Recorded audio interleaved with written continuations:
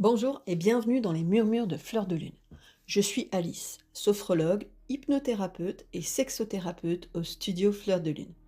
Dans cette série Alice te parle, je te propose d'explorer les relations humaines et la sexualité de manière simple, nuancée et surtout sans jugement. Ici, on prend le temps de regarder les choses autrement. On sort un peu des slogans, des injonctions, des modèles tout faits. Parce que les relations humaines sont complexes. Et parce que la vie intime ne rentre jamais vraiment dans des cases. Aujourd'hui, j'aimerais te proposer une réflexion autour d'une question que l'on entend très souvent. Qu'est-ce qu'une relation saine ? C'est une question qui revient énormément. En consultation, dans des discussions entre amis, sur les réseaux sociaux, dans les livres de développement personnel, on voit souvent des listes. Les 10 signes d'une relation saine.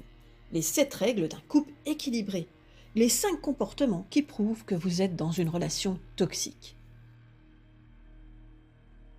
Et si on regarde ça de loin, on pourrait croire qu'il existe une sorte de mode d'emploi universel de la relation idéale. Comme si les relations humaines pouvaient être résumées à un tableau Excel, du genre si A plus B plus C, c'est une relation saine. Si D plus E plus F, c'est une relation toxique. Sauf que, dans la réalité, les choses sont beaucoup plus nuancées. Et c'est justement ce qu'on va explorer ensemble aujourd'hui. Parce que la première chose que j'aimerais poser dans cet épisode, c'est ceci. Il n'existe pas une seule définition universelle de la relation saine. Et ça peut paraître surprenant. Parce qu'on a grandi dans une culture qui nous a beaucoup parlé du couple idéal, de l'amour vrai, de la relation parfaite. Et très souvent, ce modèle est présenté comme une évidence, un peu comme si c'était la seule façon normale d'aimer.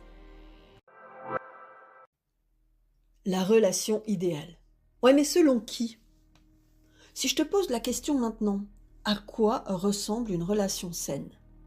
Peut-être que des images te viennent spontanément. Un couple stable, fidèle, qui vit ensemble, qui communique bien, qui ne se dispute pas trop, qui partage des projets. C'est souvent ce genre d'image qui apparaît. Et ce n'est pas un hasard, parce que ce modèle est très présent dans la culture, dans les films, dans les séries, dans les contes, dans les discours familiaux. On nous raconte depuis longtemps une histoire assez précise de l'amour. Deux personnes se rencontrent, elles tombent amoureuses, elles se choisissent pour toujours et elles construisent une vie ensemble. Et encore une fois, ce modèle peut parfaitement convenir à certaines personnes. Il n'y a rien de mauvais là-dedans. Le problème apparaît quand ce modèle devient la norme obligatoire. Quand on commence à croire que toutes les relations doivent ressembler à ça pour être saines. Parce que dans la réalité, les relations humaines prennent des formes extrêmement variées. Certaines personnes vivent des relations exclusives. D'autres vivent des relations non exclusives. Certaines personnes vivent en couple, d'autres vivent séparément. Certaines personnes ont plusieurs partenaires amoureux. Certaines n'en ont qu'un. Certaines relations sont très fusionnelles. D'autres laissent beaucoup d'espace individuel. Certaines relations incluent des dynamiques BDSM. Certaines sont queer. Certaines sont polyamoureuses. Certaines sont ouvertes. Et pourtant, beaucoup de ces relations peuvent être profondément respectueuses, sécurisantes et épanouissantes. Donc la première chose importante à comprendre, c'est ceci. La santé d'une relation ne dépend pas de sa forme, elle dépend de sa dynamique. Et ça, c'est une nuance essentielle. Et si on parlait des croyances culturelles sur l'amour, t'en dis quoi ? Une grande partie de nos attentes relationnelles vient en réalité des croyances culturelles. Des idées qu'on nous transmet depuis l'enfance. Par exemple, quand on aime vraiment quelqu'un, on n'a besoin de personne d'autre. Si tu es jaloux, c'est parce que tu tiens à la personne. Si ton partenaire t'aime vraiment, il doit tout te dire. Les couples heureux ne se disputent jamais. Si une relation est difficile, c'est qu'elle n'est pas faite pour durer. Ces phrases, on les entend partout. Et parfois, elles semblent pleines de bon sens. Mais quand on les observe de plus près, on réalise qu'elles peuvent créer beaucoup de pression et beaucoup de confusion. Prenons par exemple l'idée que l'amour doit être exclusif dans tous les domaines. Certaines personnes se sentent parfaitement épanouies dans une relation exclusive, et c'est très bien. Mais d'autres personnes découvrent que leur manière d'aimer est différente. Certaines ressentent de l'amour pour plusieurs personnes. Certaines vivent des relations ouvertes. Certaines explorent des formes de polyamour. Et pourtant, ces personnes peuvent vivre des relations extrêmement honnêtes et respectueuses. Mais comme la culture dominante valorise un modèle unique, ces relations sont parfois perçues comme forcément problématiques. Alors que la vraie question n'est pas là. La vraie question n'est pas est-ce que votre relation ressemble au modèle dominant? La vraie question est est-ce que votre relation est respectueuse, consentie et sécurisante pour les personnes qui la vivent? Et ça change complètement la perspective. L'illusion de la possession. Ça te dit qu'on en parle? Parce qu'il y a une autre idée très répandue dans les relations. Une idée tellement normalisée qu'on ne la remarque presque plus. C'est l'idée que l'autre nous appartient un peu. On le voit dans la manière dont on parle. Ma copine, mon copain, ma femme, mon mari. Bien sûr, ces mots sont souvent utilisés simplement pour désigner un lien. Mais ils reflètent aussi quelque chose de plus profond. Dans beaucoup de cultures, les relations amoureuses ont longtemps été liées à des notions de possession et de contrôle. Historiquement, le mariage était même un contrat de propriété. La femme passait de l'autorité de son père à celle de son mari. Aujourd'hui, évidemment, les mentalités ont évolué. Mais certaines traces de cette logique sont encore présentes. Par exemple, dans certaines attentes implicites, si tu es en couple avec moi, tu dois me prioriser en permanence. Tu dois me rassurer quand j'ai peur. Tu ne dois pas faire certaines choses sans moi. Tu ne dois pas être attiré par quelqu'un d'autre. Et encore une fois, ces attentes peuvent parfois être discutées et choisies dans une relation. Mais le problème apparaît quand elles deviennent des obligations implicites. Quand on commence à croire que l'amour donne un droit de contrôle sur l'autre. Parce que dans une relation saine, l'autre ne nous appartient pas. Jamais. L'autre reste une personne entière, avec ses désirs, ses besoins, ses limites, ses contradictions. Et apprendre à aimer quelqu'un sans chercher à le posséder est souvent un des grands défis des relations humaines. Attachement, dépendance et sécurité. Il y a aussi une confusion fréquente entre attachement, dépendance et sécurité émotionnelle. Les êtres humains ont naturellement besoin de liens. C'est biologique. Nous sommes des êtres sociaux. Nous avons besoin de relations pour nous sentir en sécurité dans le monde. L'attachement est donc quelque chose de profondément humain. Mais il existe différentes façons de s'attacher. Parfois, l'attachement devient de la dépendance émotionnelle. La relation devient alors le seul endroit où l'on cherche de la valeur, de la validation ou de la sécurité. Et dans ces cas-là, la relation peut devenir très fragile, parce que tout l'équilibre émotionnel repose sur une seule personne.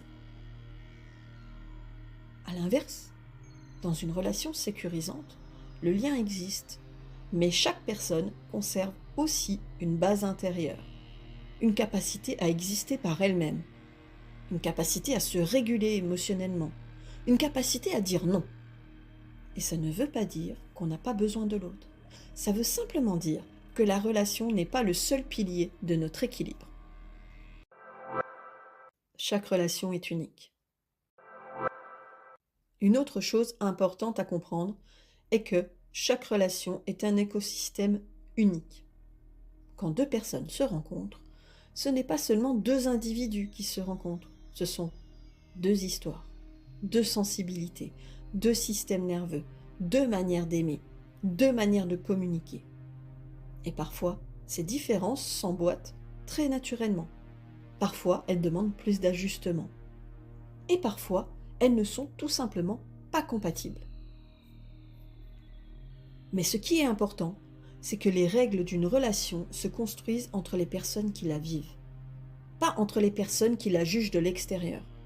Une relation peut être profondément saine et pourtant ne pas correspondre du tout aux standards sociaux. Et inversement, une relation peut sembler parfaite sur le papier et être très insécurisante pour les personnes qui la vivent. C'est pour ça que les jugements extérieurs sur les relations sont souvent très approximatifs. Parce que de l'extérieur, on ne voit jamais toute la dynamique intérieure d'un lien. La relation parfaite n'existe pas. Il y a aussi une idée qui peut faire beaucoup de dégâts.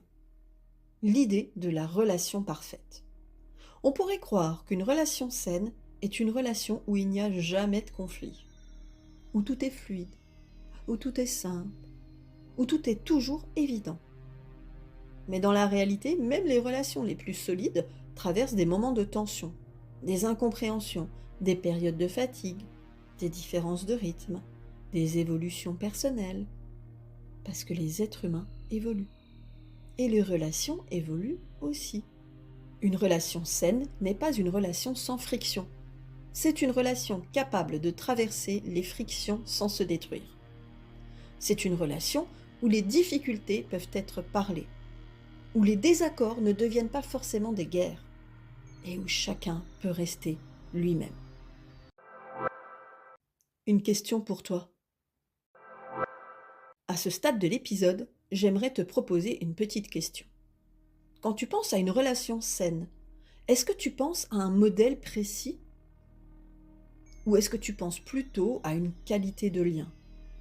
Par exemple, te sens-tu libre d'être toi-même dans cette relation?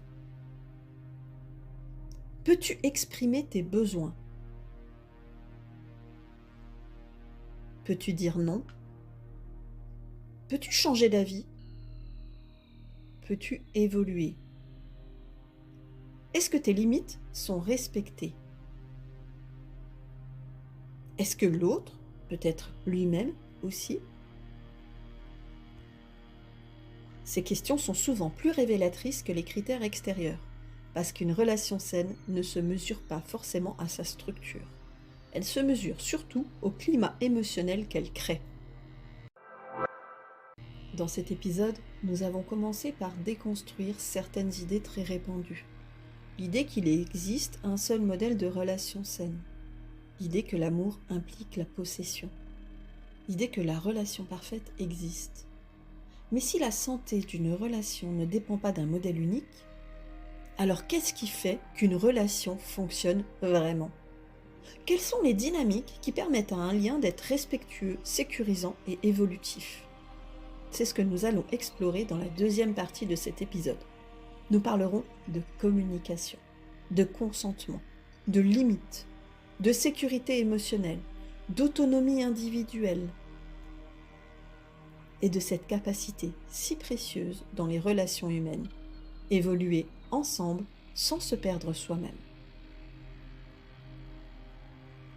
En attendant, si cet épisode résonne avec certaines de tes réflexions, tu peux aussi prendre le temps d'observer tes propres relations sans jugement, simplement avec curiosité.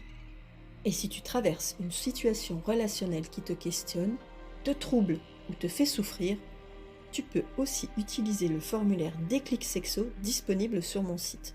C'est un espace simple pour poser ta question ou partager ta situation si tu ressens le besoin d'un regard professionnel. Je te retrouve très bientôt pour la deuxième partie de cet épisode et d'ici là, prends soin de toi et de tes liens.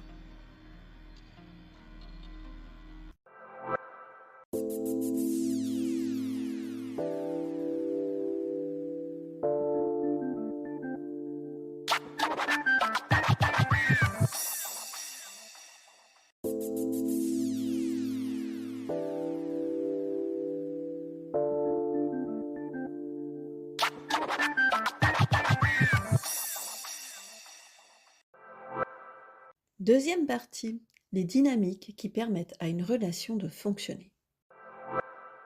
Dans la première partie de cet épisode, nous avons pris le temps de déconstruire une idée très répandue, celle qu'il existerait un modèle universel de relations saines.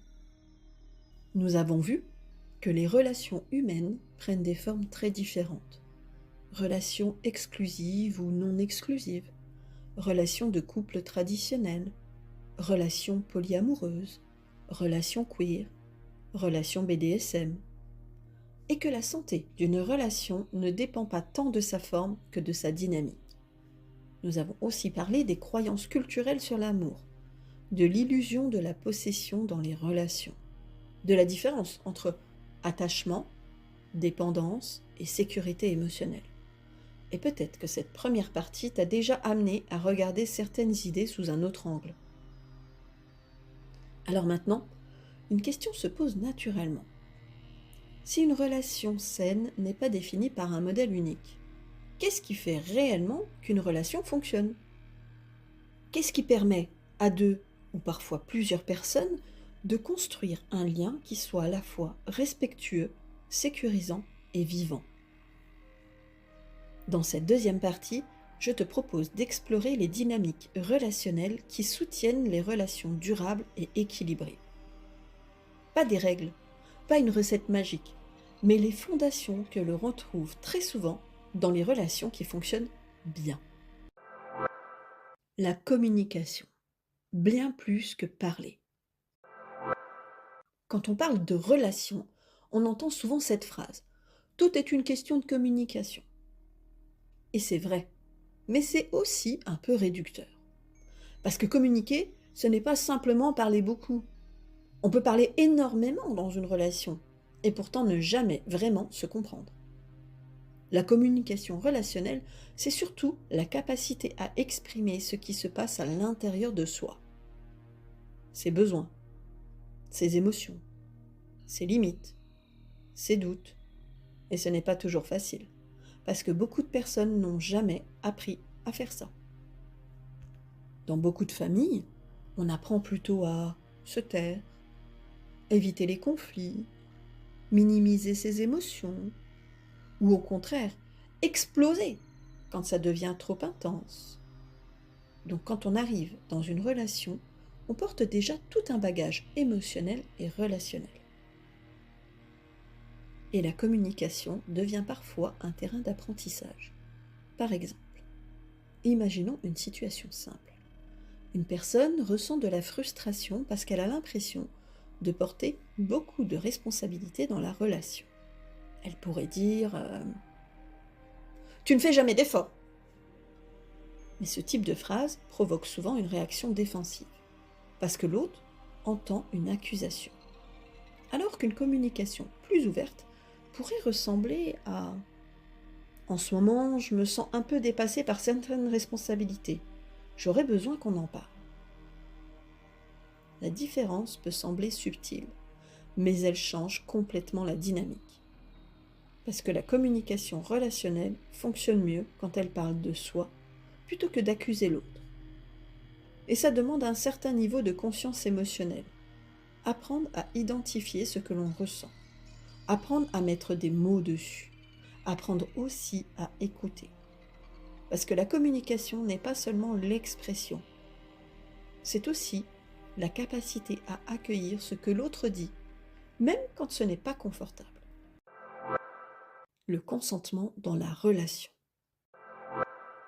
Un autre pilier essentiel d'une relation saine est le consentement. On associe souvent le consentement uniquement à la sexualité.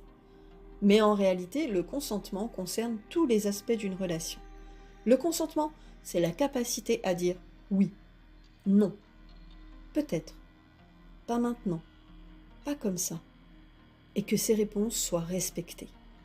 Dans certaines relations, le consentement est implicite. On suppose que l'autre est d'accord. On suppose que certaines choses vont de soi. Par exemple, passer du temps ensemble, partager certaines activités, avoir des rapports sexuels, partager certains espaces de vie.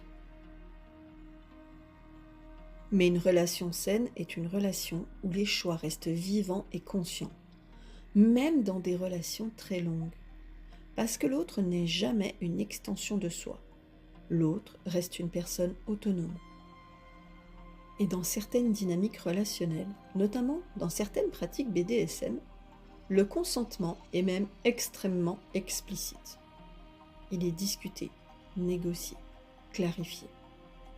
Et c'est intéressant de voir que ces pratiques, souvent mal comprises, reposent en réalité sur des niveaux très élevés de communication et de consentement. Ce qui nous rappelle que la santé d'une relation ne dépend pas de son apparence extérieure, mais de la qualité des accords qui existent entre les personnes. Les limites, apprendre à dire non. Les limites sont un autre élément fondamental. Une relation saine ne signifie pas que tout est possible, au contraire. Les relations les plus équilibrées sont souvent celles où les limites sont clairement identifiées et respectées. Une limite peut être émotionnelle. Je ne suis pas disponible pour cette discussion maintenant. Elle peut être physique. Je n'ai pas envie d'être touchée de cette manière. Elle peut être relationnelle. Je ne suis pas à l'aise avec cette situation. Et poser des limites n'est pas toujours simple, parce que beaucoup de personnes ont appris que dire non pouvait créer du conflit, ou risquer de faire fuir l'autre. Mais paradoxalement, les relations deviennent souvent plus solides quand les limites peuvent être exprimées, parce que les limites créent un espace clair et sécurisé. Elles évitent l'accumulation de frustration, elles évitent les ressentiments silencieux et elles permettent à chacun d'exister pleinement dans la relation. La sécurité émotionnelle. La sécurité émotionnelle est probablement l'un des éléments les plus importants dans une relation. C'est ce sentiment profond que l'on peut être soi-même sans être constamment sur la défensive. Dans une relation sécurisante, les émotions peuvent être exprimées. Les erreurs peuvent être reconnues. Les vulnérabilités peuvent être partagées. Cela ne veut pas dire que tout est toujours simple. Mais cela signifie que la relation n'est pas un terrain où l'on doit constamment se protéger ou se méfier. La sécurité émotionnelle se construit progressivement. Elle se nourrit de comportements répétés. Respect, écoute, cohérence, fiabilité. Quand une personne dit quelque chose et agit systématiquement à l'inverse, la sécurité s'érode. Quand les réactions sont imprévisibles, la sécurité diminue. Mais quand les interactions deviennent prévisibles, respectueuses, le système nerveux commence à se détendre. Et c'est souvent dans cet espace que les relations peuvent vraiment s'épanouir. L'autonomie dans la relation. Une autre dimension importante d'une relation saine est l'autonomie individuelle. C'est la capacité de chaque personne à continuer d'exister en dehors de la relation. Avoir ses propres amis, ses propres activités, ses propres réflexions. Parce que dans certaines relations, la fusion peut devenir très forte, au point que les identités commencent à se mélanger. Et si la fusion peut être agréable à certains moments, elle peut aussi devenir étouffante si elle devient permanente. Une relation saine laisse généralement de l'espace. Pas parce que l'amour est moins fort, mais parce que chacun reste une personne entière. Et paradoxalement, cet espace permet souvent au désir et à la curiosité de continuer à exister. La responsabilité émotionnelle. Il y a aussi une notion importante dans les relations, la responsabilité émotionnelle. Cela signifie reconnaître que nos émotions nous appartiennent.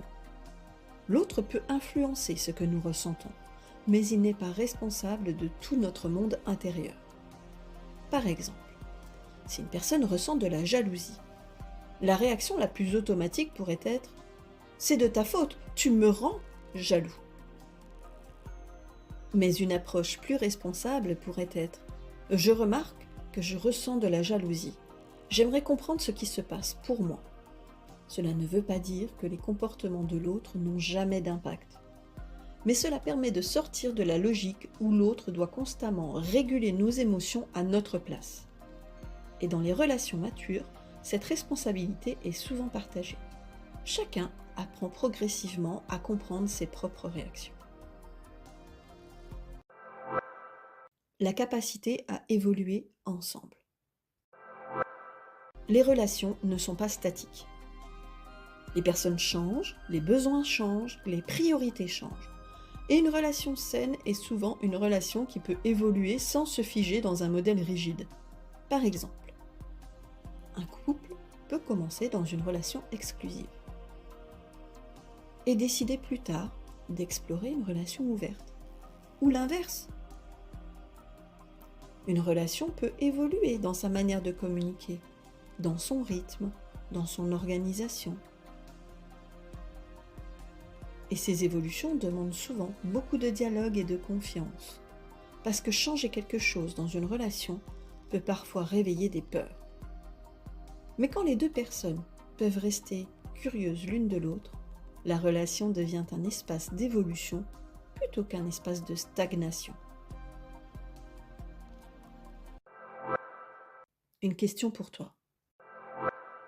À ce stade de l'épisode, j'aimerais te poser une question. Quand tu observes tes relations, quelles sont les dynamiques qui te font te sentir le plus en sécurité et le plus libre à la fois? Est-ce la manière dont vous communiquez? La façon dont les limites sont respectées? Le sentiment d'être accepté tel que tu es? Ou peut-être la possibilité d'évoluer sans être enfermé dans un rôle?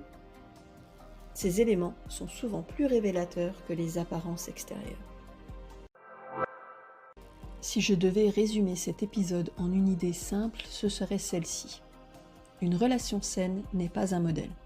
C'est une dynamique vivante.